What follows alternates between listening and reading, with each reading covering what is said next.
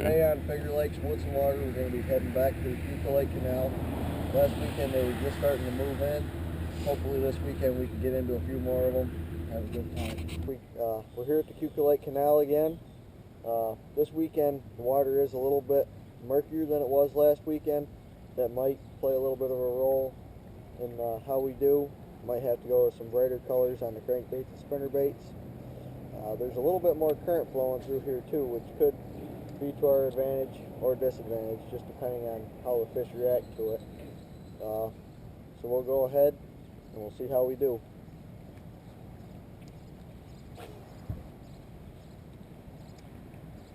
Go down through this riprap, and this square bill crankbait will come down through there, and that bill, just because of the way it's designed, it deflects off all those rocks and bounces and creates a reaction strike.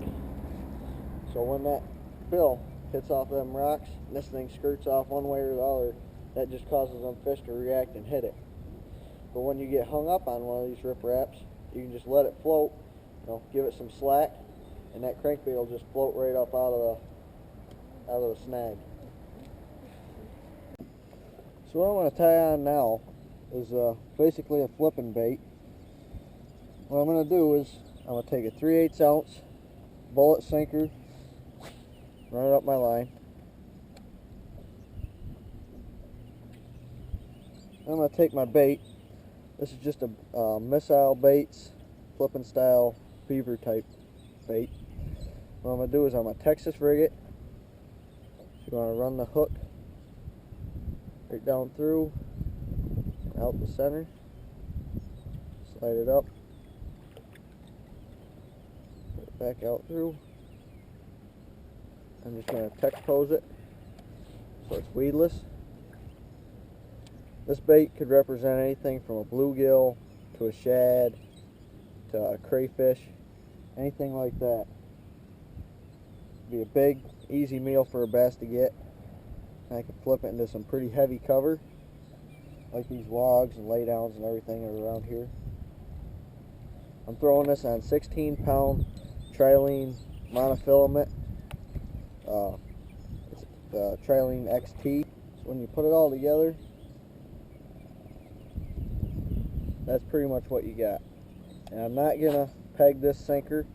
I'm gonna let it slide up and down the line.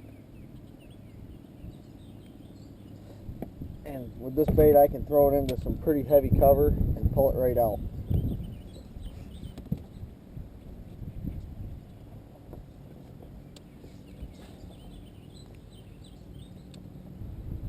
This little bait I've got on, I'm going to toss it right up in this tree.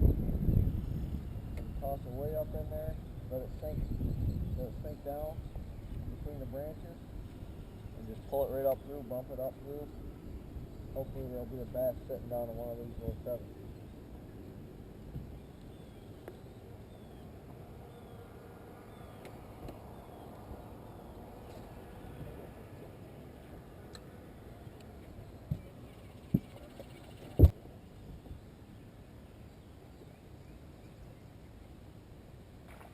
Oh, here we go, pickerel. Oh, better than that. I'll just show you there's something in here.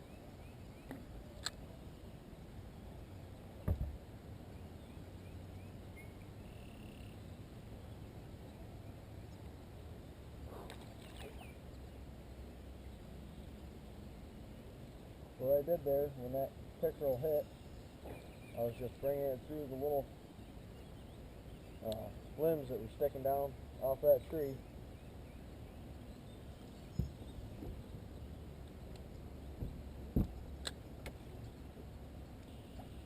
Right under the rod. That's the nice thing about having a real big profile bait like this too, is I can take it, and even on a bait caster, I can skip it up under here, up under these logs, and it's really not much of a problem. Right there, I just had a bluegill follow this bait up to the boat, and it matches the color of this bait pretty good actually. When the bass are spawning or they're getting ready to spawn, the one thing they hate the most is a bluegill. There you go.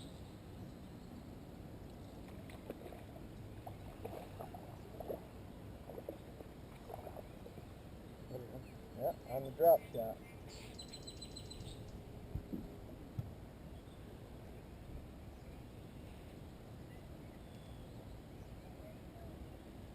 Not the size we're after, but it'll do for right now.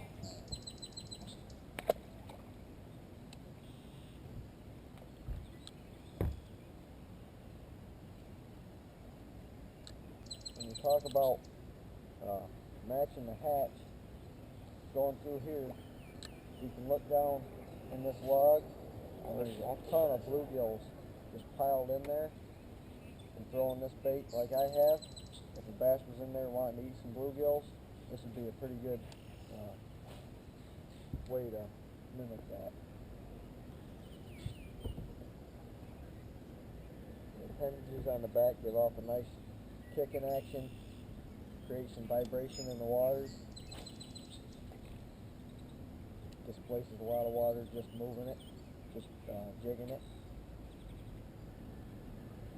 Another day. Yep, that's pretty much one of the most important things to be able to do in fishing is adapt to your daily conditions. Because we were here last week, and spinner baits and crankbaits was the best way to go.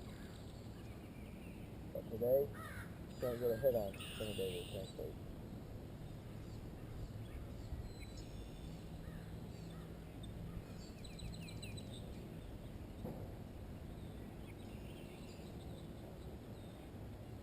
Rock bass.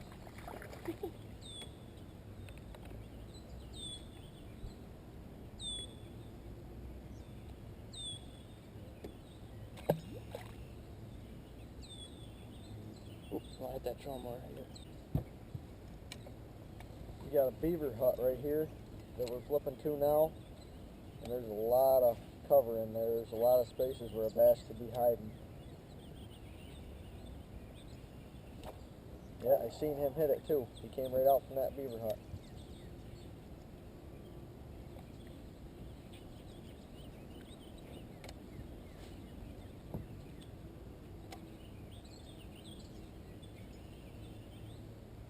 There's a largemouth. Just missed another one in there.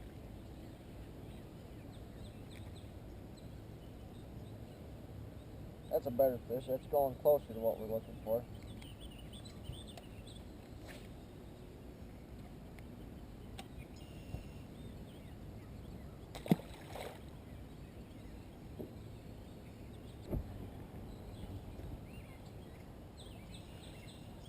Here's another point. When you get hung up like that, you always want to make sure you run your finger up and down your line a few times. Feel for any nicks. Might cause that line to be weakened, because that could cause you to lose a good fish. John's got one on right now. Got her on the drop shot. So what we did basically, we came out of the canal. We weren't doing too hot in there. This is a big flat down at it's up at the north end of the Keuka Lake, right in Penyan. There's pretty much a giant flat. It stays about under 15 feet through most of it. We come out here. I'm just throwing a spin bait. He's throwing a drop shot. Trying to see if we can pick any more out up here.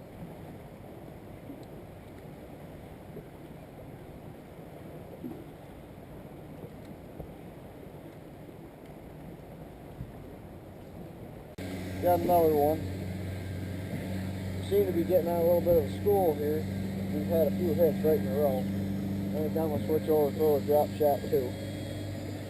That seems to be a pretty good pattern starting to develop. But if that's a better one, isn't it? Oh, rock bass. Oh, nut ball. Holy shit. That's a good one.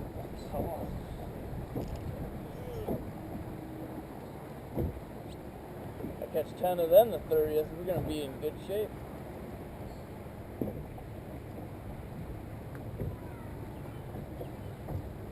Rest our PPs or not? No. The drop shot that we're using, I like to use a VMC spin shot hook. What it does, it has a little swivel built right into the hook, so that this bait can sit here and spin. You don't get any line twist at all, and it makes for a really quick rigging. It's probably in my opinion, it's the only way to fish a drop shot. This here is a nice fish on. I'm not exactly sure what it is. I'm thinking it's a bass. Oh my goodness, big pickerel. Oh, another big pickerel.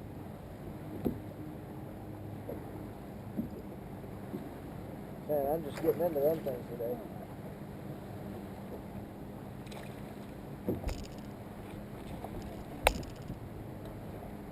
Yeah, he's not too big. He's a manageable size.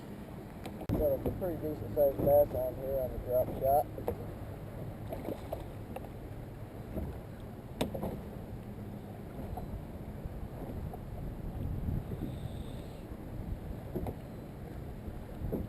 That just goes to prove what we were talking about earlier about being versatile, being able to adapt to the day. Earlier we were having a hard time in the canal. We picked up a few of them on the flipping baits, but we weren't really, getting too many of them. We decided to come out here on the main lake onto this flat, and we started getting into them, pretty steady at least, catching a lot more out here than we were in the canal. Another pretty nice bass on here. This is probably the nicest one so far. Coming on the drop shot. That's a tough one to swing. Yeah, he ain't gonna want to swing. There we go. Well, that's the best bass of the day right there. Yep, so far.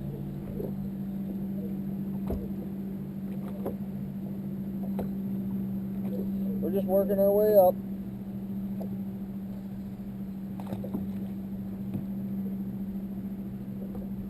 That's the nice thing about these drop shots. You can come out here and catch a lot of fish in a shorter period of time. Not everything you're going to catch is going to be a big fish, but you're going to have fun. And that's pretty much what we're here to do today. Big run. Oh, what the hell? He ain't as big as I thought he was. Ah, motherfucker. That large mouth.